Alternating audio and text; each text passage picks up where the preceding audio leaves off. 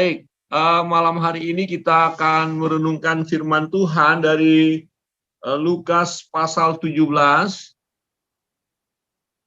Lukas pasal 17.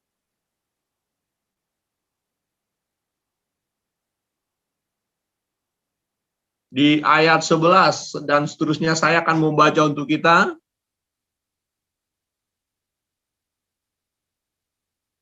Dalam perjalanannya ke Yerusalem, Yesus menyusur perbatasan Samaria dan Galilea. Ketika ia masuk suatu desa, datanglah 10 orang kusta menemui dia.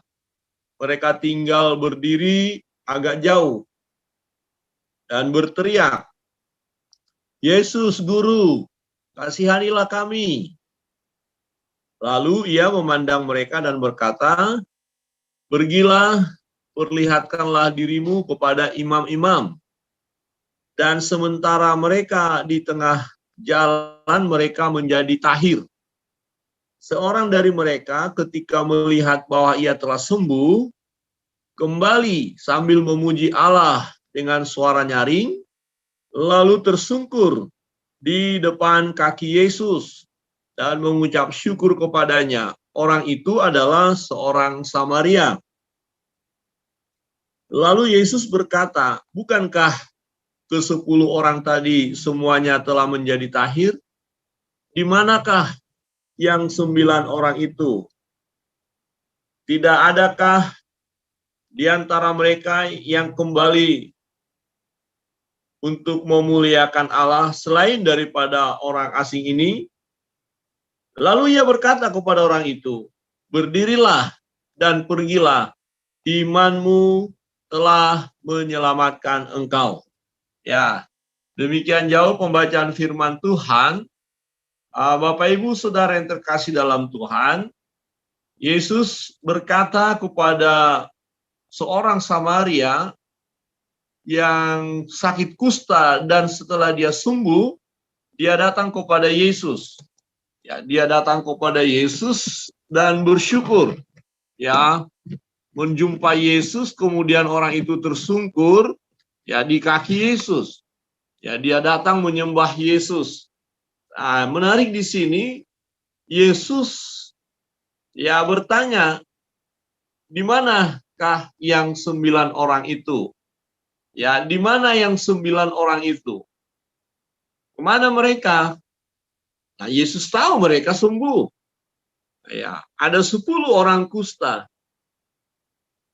Ya, mereka punya persoalan, mereka punya pergumulan.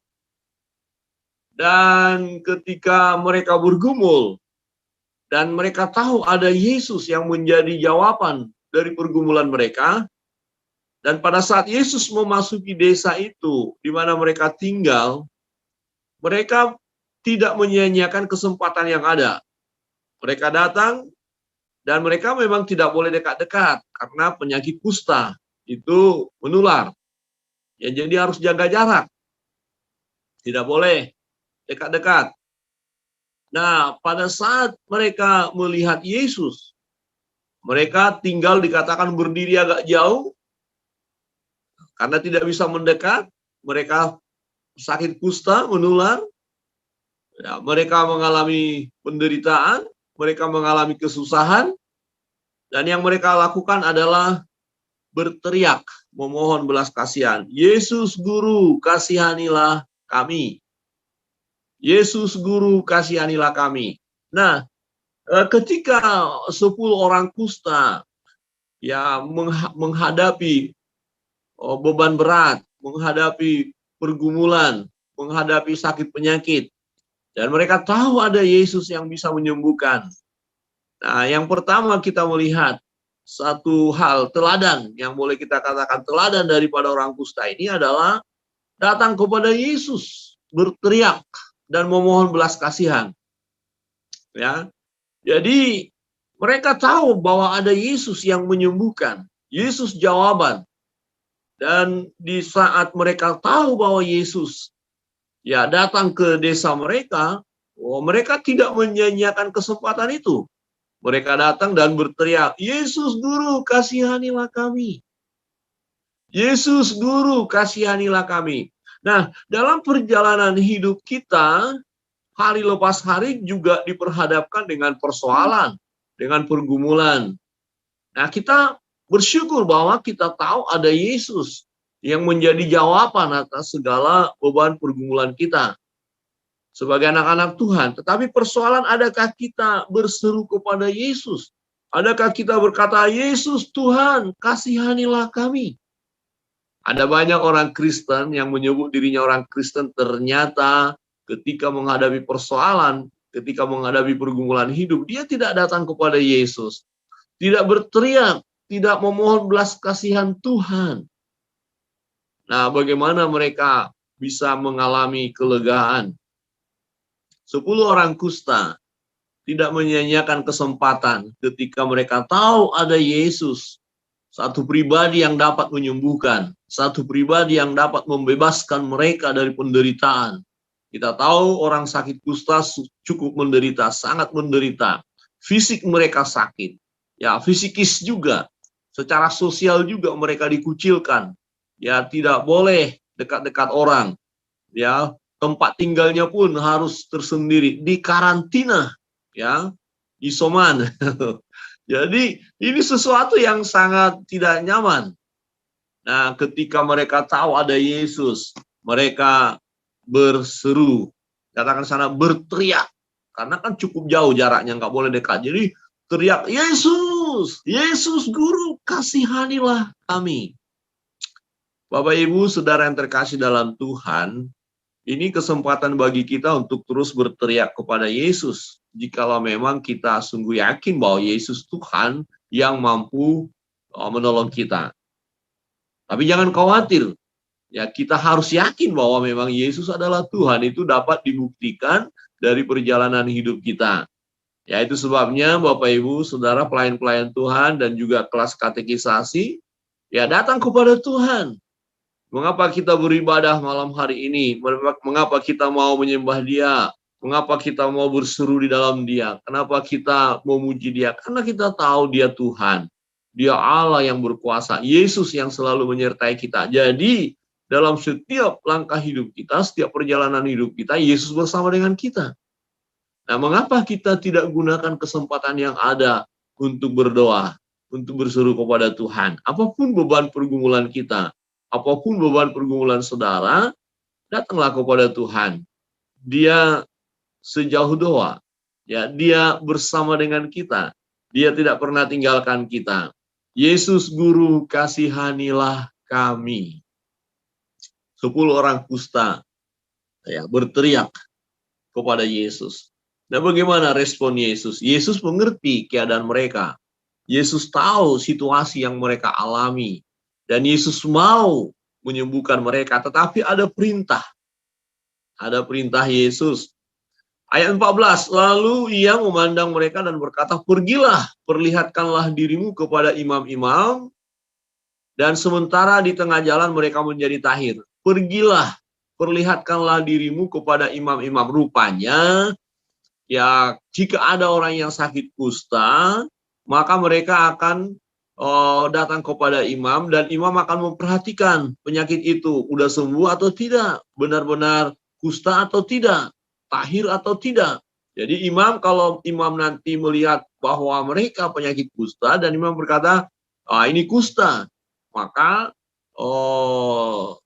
mereka tidak boleh bergaul dengan yang lain. Mereka harus dikarantina. Ya, mereka harus tinggal jauh dari pemukiman. Nah, waktu Yesus berkata, pergilah, perlihatkanlah dirimu kepada imam-imam, mereka pergi. Apa yang mau kita lihat di sini? Ada ketaatan. Ya, ada ketaatan dari 10 orang kusta.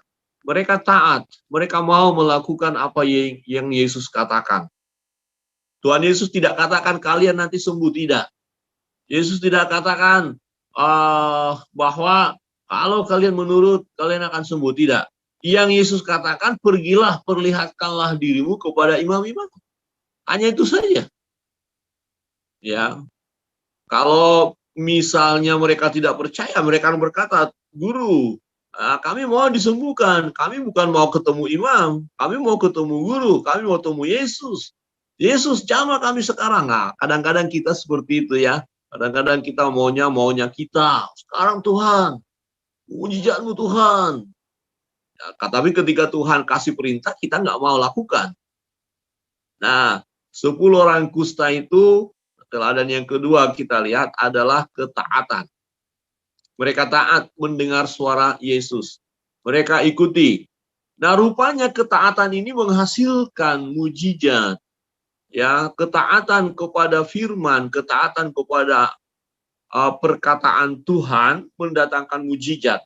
Perhatikan di situ. Dan sementara mereka di tengah jalan, mereka menjadi tahir. Mereka menjadi sembuh dari kustanya. Masih di tengah jalan. Belum bertemu dengan imam-imam. Ya, tetapi ada unsur ketaatan di dalam 10 orang kusta ini. Ketika Yesus berkata, "Perlihatkan dirimu kepada imam-imam," mereka pergi. Pergilah, dan mereka pergi. Mereka mau menjumpai imam. Tetapi di tengah perjalanan mereka sudah sembuh. Tentu mereka senang ya. Pada saat di jalan, kok nggak ada lagi bekas kusta ini, kok nggak gatal, kok nggak sakit. Wah, kita sembuh. Tentu mereka sangat gembira. Ya, saudara dan saya kalau sembuh pasti gembira. Saya beberapa hari yang lalu sakit, ya, dan sangat susah rasanya kalau sakit ya. Apalagi Bu Pendeta sangat susah melihat Pak Pendeta sakit. Kenapa? Kalau Pak Pendeta sakit makan susah, bisa tambah parah. Jadi Bu Pendeta harus paksa saya makan. Ya, jadi Bu Pendeta yang gelisah melihat saya susah makan kalau sakit. Ya, tapi saya pun sebenarnya susah juga. Saya mau paksa tapi tidak bisa ya. Saudara, apakah nyaman kalau sakit? Tentu tidak. Nah, kalau terus kita sembuh, wah, kita senang banget. Ya, kami selama 2 minggu saya tidak bisa kemana-mana. Setelah sembuh, wah, langsung sehat. Ayo jalan-jalan. Ya, langsung kita ke Tabanan pelayanan. Langsung jauh-jauh ke Tabanan pelayanan karena harus keluar lihat situasi ya yang luar biasa ya. Jadi 10 orang kusta ini pastilah senang, bahagia. Nah, tetapi bagaimana respon mereka? Ini yang menarik.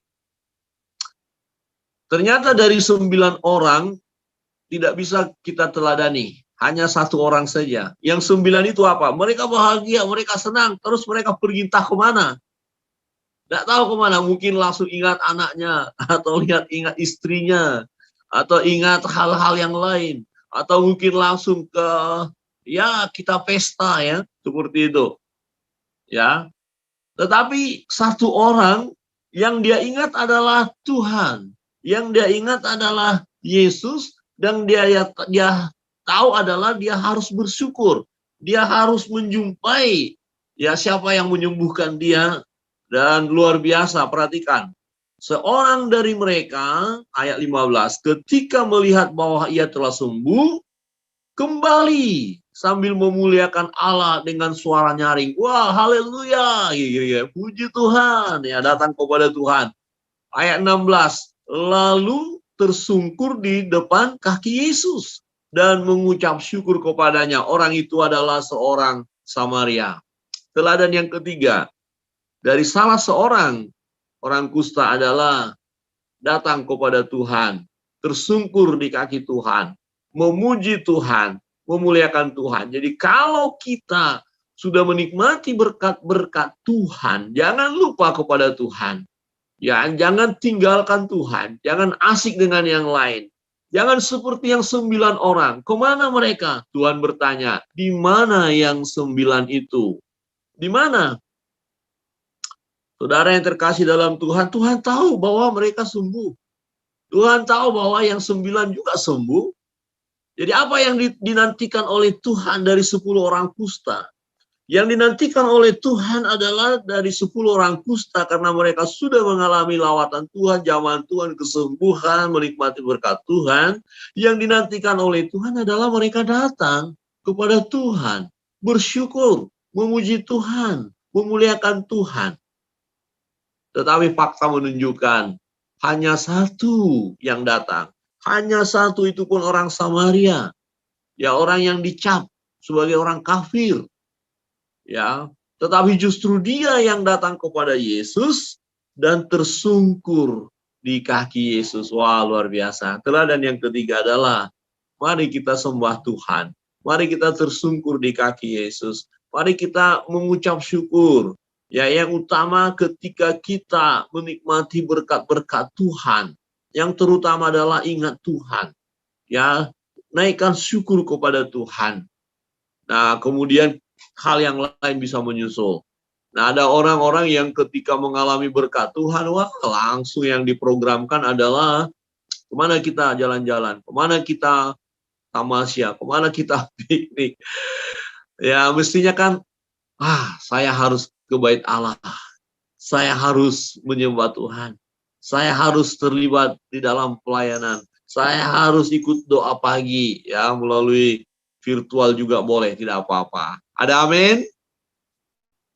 Halo Bapak Ibu Saudara, adakah kita ini yang satu orang itu, orang Samaria itu, atau yang 9 orang?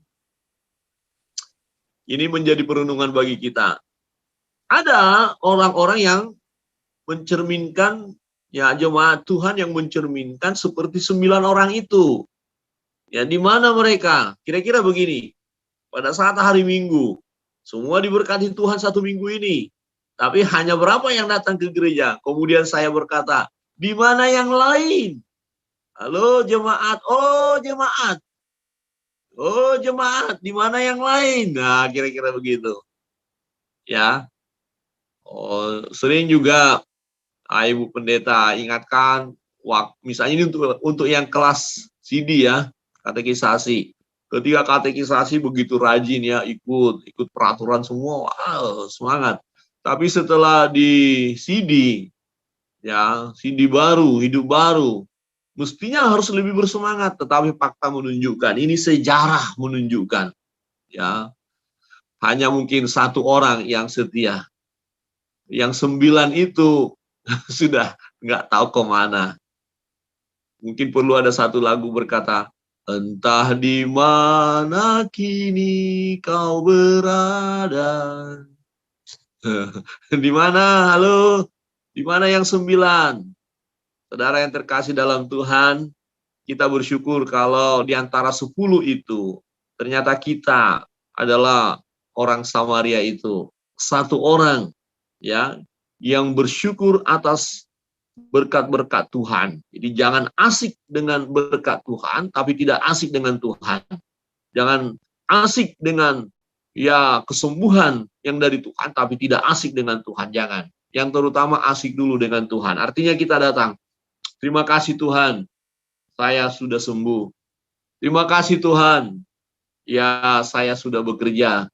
Terima kasih Tuhan, saya sudah gajian. Nah, ingat kalau gajian, ya, ada bagian kita, ada bagian Tuhan, ya. Ingat itu. Ya, jangan semuanya kita mau ambil alih. Ya, yang kepada Tuhan berikan untuk Tuhan. Yang kepada kaisar berikan kepada kaisar, kan begitu. Yang bagian kita, ya, kita nikmati. Ya, jangan bagian Tuhan kita nikmati, jangan, ya. Amin, Bapak Ibu. Yang amin kasih jempol. Iya. Bapak Ibu Saudara yang terkasih dalam Tuhan, ya, kita pelayan-pelayan Tuhan. Bapak Ibu yang terlibat dalam pelayanan, bersyukurlah Bapak Ibu adalah mewakili satu orang kusta, ya, yang datang kepada Tuhan. Kita ini tadinya orang-orang kusta, kita ini tadinya berpenyakitan, kita ini tadinya penuh dengan dosa. Tapi karena kita sudah diselamatkan Tuhan, nah, kita tahu tindakan yang terbaik adalah datang kepada Tuhan, melayani Tuhan. Jangan kita mengikuti gaya 9 orang yang nggak tahu kemana. Jangan ikuti gaya mereka. Tetapi kita mau ikuti, ya, contoh yang baik dari satu orang yang datang kepada Tuhan, yang tersungkur setelah dia sembuh. Dia tidak langsung ingat keluarga, atau jalan-jalan atau kemana, tidak. Yang dia ingat adalah ada Yesus yang menyembuhkan dia, dan dia mau datang kepada Yesus, tersungkur di kaki Yesus, dan luar biasa berkatnya. Di samping berkat kesembuhan, ya, dia mengalami keselamatan. Perhatikan, yang 9 orang ini tidak menerima, tetapi yang 1 orang ini menerima. Perhatikan di ayat 19. Lalu ia berkata kepada orang itu, orang Samaria itu, 1 orang yang kembali itu, yang sudah sembuh dari kusta itu. Lalu ia berkata kepada orang itu, berdirilah dan pergilah, imanmu telah menyelamatkan engkau. Jadi ada keselamatan yang dia peroleh, sementara yang 9 tadi hanya kesembuhan jasmani. Hati-hati ya, jangan dalam perjalanan hidup kita ini kita hanya menikmati berkat jasmani saja. Jangan, tetapi perlu juga berkat rohani, berkat keselamatan. Nah, siapa yang menerima berkat keselamatan? Yaitu mereka yang datang kepada Yesus, mereka yang tersungkur di kaki Yesus, mereka yang menyembah Yesus, mereka yang bersyukur atas pemeliharaan Tuhan dalam hidupnya. Tetapi orang-orang yang hanya menerima berkat secara jasmani, tapi tidak datang kepada Tuhan, mereka tidak memperoleh keselamatan. Ya, hanya berkat secara jasmani saja mereka dapat. Tetapi kita sebagai pelayan-pelayan Tuhan, ya saudara yang sedang katekisasi, sini, percayalah, 2 berkat ini harus kita nikmati. Berkat secara jasmani, ya, Tuhan sembuhkan kita, Tuhan pulihkan kita, berkati ekonomi kita, diberi kekuatan kesehatan, tapi juga berkat rohani. Ya, kita diberikan keselamatan, dia berikan sukacita kepada kita. Bapak Ibu, saudara yang terkasih dalam Tuhan, perenungan firman Tuhan pada malam hari ini mengingatkan kita, ya, bahwa ada satu pribadi, Yesus Tuhan, yang layak disembah, ditinggikan, diagungkan. Dia memberi yang terbaik bagi kita. Ketika kita mengalami beban pergumulan, kita lihat teladan dari orang-orang kusta ini. Yang pertama, datang kepada Tuhan, berseru, berdoa, memohon. Jadi kita perlu berdoa, memohon kepada Yesus atas segala beban pergumulan kita. Jangan sia-siakan kesempatan yang ada. Ya, Tuhan selalu bersama dengan kita. Dia mau dengar suara kita. Dia mau dengar bahwa kita menaikkan doa-doa permohonan kita kepadanya. Dia yang berkata, mintalah, ya, maka engkau akan mendapatkan. Jadi kita minta kepada Tuhan. Dan yang kedua, ya, mari dengar suara Tuhan dan lakukan, taat. Ya, 10 orang kusta dikatakan pergi ketemu imam-imam. Mereka pergi. Ketaatan itu mendatangkan mujizat bagi mereka. Dan mereka sembuh. Dan teladan yang ketiga, yang kita tidak dapat dari yang 9 orang, tetapi yang 1 orang, yaitu ketika dia sembuh, dia datang kepada Tuhan. Dia tersungkur di kaki Yesus, dan dia memuliakan Tuhan. Dia bersyukur kepada Tuhan. Jadi jangan lupa, dalam setiap perjalanan hidup kita, bukankah Tuhan sudah menyertai? Bukankah Tuhan sudah memberkati kita? Dia beri kekuatan, kesehatan, diberikan berkat-berkat. Bagaimana mungkin kita tidak bersyukur kepadanya? Itu sebabnya setiap hari kita mau ingat akan kasih Tuhan. Kita tersungkur di kaki Yesus dan memuji, memuliakan Dia. Jangan seperti 9 orang tadi. Yesus bertanya kepada orang kusta yang 1 kembali itu, mana yang 9? Pertanyaan ini masih relevan sekarang. Ada banyak orang yang menyatakan dirinya orang Kristen dan sudah diberkati. Tetapi berapa orang yang datang bersyukur kepada Tuhan? Berapa orang yang datang memuliakan Tuhan? Berapa orang yang serius kepada Allah? Dan jika kita ya serius kepada Tuhan, jika kita datang kepada Tuhan, menyembah Dia, nah seperti 1 orang kusta ini, nah ini adalah satu rasa syukur kita kepada Tuhan. Ini adalah sesuatu yang benar, keputusan yang baik. Jadi datang kepada Tuhan adalah tindakan yang terbaik dalam hidup ini. Mari Bapak Ibu, semangatlah melayani Tuhan, semangat mengiring Yesus. Kita bersyukur tidak sia-sia apa yang kita lakukan di dalam Tuhan.